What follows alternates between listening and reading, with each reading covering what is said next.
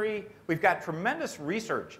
In some ways, people always talked about the big three, and they talked about the auto companies. Well, actually, we're fortunate in this state. We have more than three, but you should be looking at our research universities and the research coming out of them, and how if we can get them more engaged in the economy, the opportunity to do great things there. One great reference point was a friend of mine who's from Kleiner Perkins, and he leads their green practice. He said, do you realize that in Germany today, there are more green jobs than auto jobs? So I think there'll be multiple sectors, but in a role as governor, my role is to let you guys run and figure some of that out and just make it as best an open playing field that you can just succeed against anyone in the world. Great, thank you. Well, to that point, if, under a Snyder administration, that's got a nice ring to it. Yeah.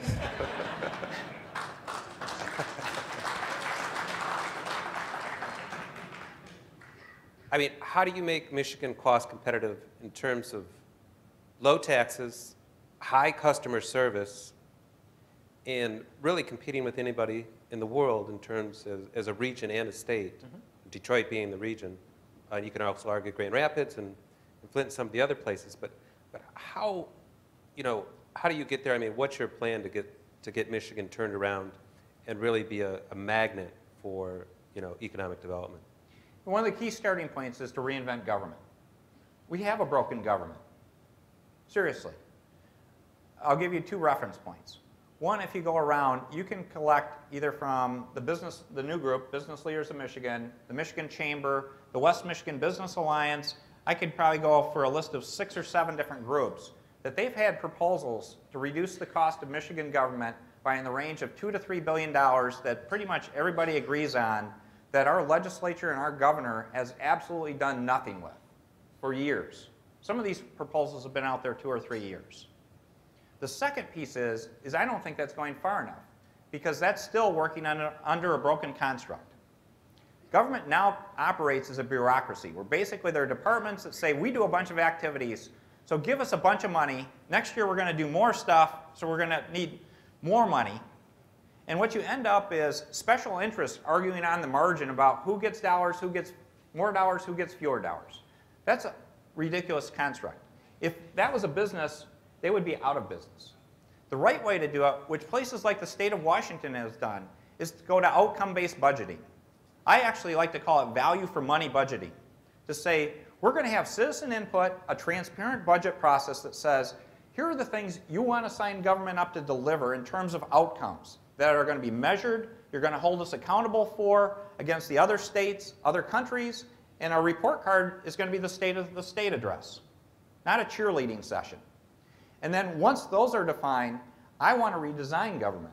Because the thing is, once you know your outcomes, then you realign your businesses, your business units, and all your activities to deliver those as efficiently as possible without a sacred cow on the table. And even a gateway guy can say that. Sure. So we're going to look to restructure government in a fundamentally efficient way. When the state of Washington did this, they did this back in 2003. They faced about a $2.5 billion deficit, 10% of their budget, and they had a biennial 2-year budget, which we need to get to too. Stop the 1-year monkey business. Get to 2 years. And then you fundamentally say, they did it in this process and did it where basically when it was done, Democrats came out and thought it was a great idea, Republicans thought it was a great idea, and independents thought it was a great idea. Mm-hmm. So there's plenty to do to make us much more competitive without adding costs and just make us efficient. Great. What would be the top 3 things you would do to convince our young and brightest to stay in Michigan and start new businesses? I love that question because that gets to something that just strikes at my heart. First and foremost, a lot of it's talking to people to get them fired up. I'm trying to get them involved in the campaign to make sure they understand they're part of the solution. We need them to step up and be active in this whole process. But in terms of touching my heart, my career was made through mentorship. I like to tell the story very briefly that 1982 I got out of school. And I got out of school in what was the closest thing to this disaster. They were actually bringing the Houston Post up in semi-trucks for the Sunday want ads for people to leave Michigan because they could find a job in Texas in 1982. I don't know, many of you were here or remember those days. So I had 2 job offers coming out of school. I had one in Houston, which was the most exciting city in the world at the time, working for one of the major oil companies, which was the most exciting company in the world at the time, as a hot career track path. And my other choice I was looking at was to work in Detroit for a CPA firm. Coopers and Lybrand. Yeah, Coopers and Lybrand. So I could heard the groans. It's like, okay, what's the matter with this guy? First, family meant something to me. But secondly, at Coopers, there was a partner that came to me to say he would be my mentor. He would develop my career. And normally it takes 10 to 12 years to be a partner in a firm like that, one of the big firms. He said if I did what he thought I could do, I could be a 6-year partner. He did his part, I did my part. I became a 6-year partner. The part I didn't tell you of the story is of those 2 jobs, that job in Houston offered me 30% more money. I went to work in Detroit. So that's why I mentioned mentoring in this networking thing. That's not a government program. It's government working with the private sector to create mentor networks. I'm mentoring 3 people right now in 3 different sectors. But each person here could be a mentor. And those people that you're mentoring could be mentors, and they could be mentors for kids in universities, and they could be mentors for kids in school.